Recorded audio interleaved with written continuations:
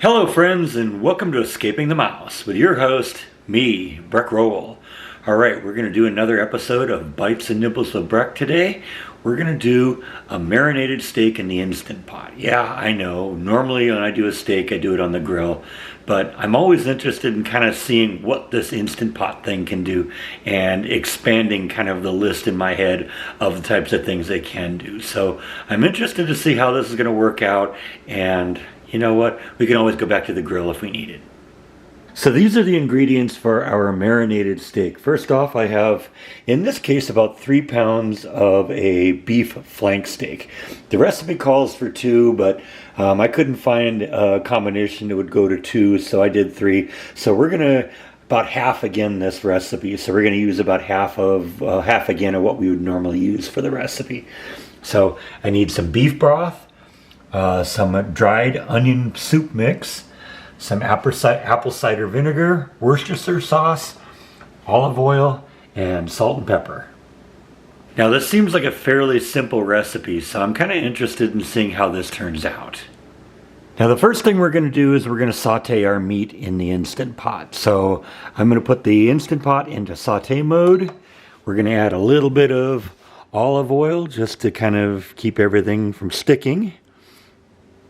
I'm going to use a little bit more because I have a large Instant Pot. We're going to let that heat up, and then we're going to saute the meat on each side for about a minute. Alright, my oil is heated up, and what I'm going to do is we're going to saute each of the flank steaks for about a minute and a half, just to kind of get them nice and brown. And I'm going to put a little salt and pepper on them for flavoring.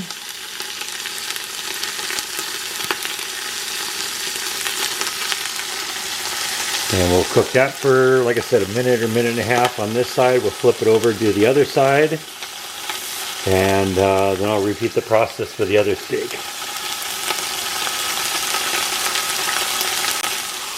Alright, I got my meat nice and sauteed and ready to go.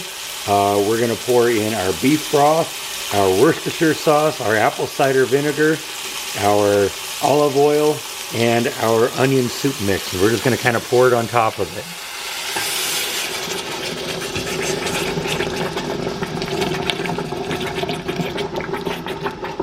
Alright, it's starting to look good, ready. Let's cancel this to take it out of saute mode, and we are going to put the lid on this. The lid goes just like that.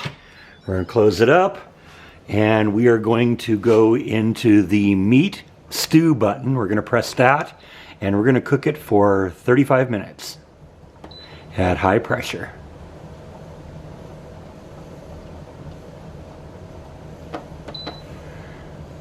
Turn off the keep warm button. I'll see you in 35 minutes.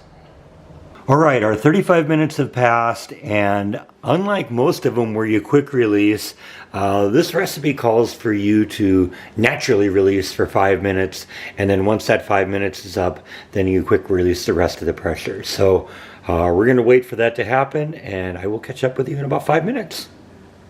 Now normally I like to have a vegetable with my dinner, and since the Instant Pot is being tied up with dinner, I'm going to actually use my old-fashioned steamer to cook some peas. These are some peas that I got at the grocery store, and I love peas. So this is my old steamer basket. I used this a lot before I got the Instant Pot. Don't use it so much now, but we're going to use it today. Alright, 5 minutes have passed by, and we're going to quick release the rest of this.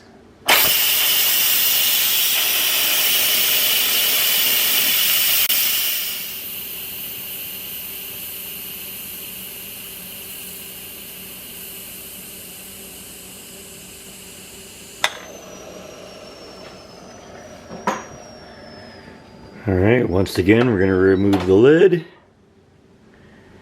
and watch very carefully for the condensation, because that will get really extreme.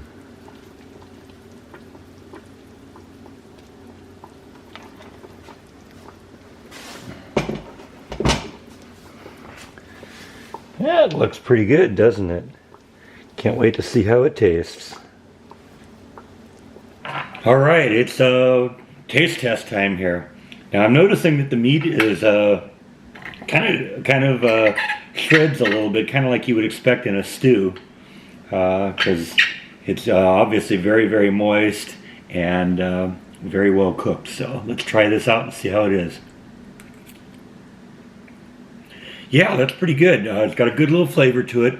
I might beef it up a little bit with like some A1 or something like that. I like A1 just about everything. But it is pretty good. And of course my veggies, I know what I'm going to get on those. I've always steamed vegetables and I like the way they come out that way. I think you end up cooking away all the nutrients if you like boil them or something like that. Steaming seems to be the way to go. And like I said, I love using the Instant Pot for steaming veggies. But I only have one Instant Pot, so we have to stick with what we got. But peas are good too, as I expected, but they aren't the main course. This is.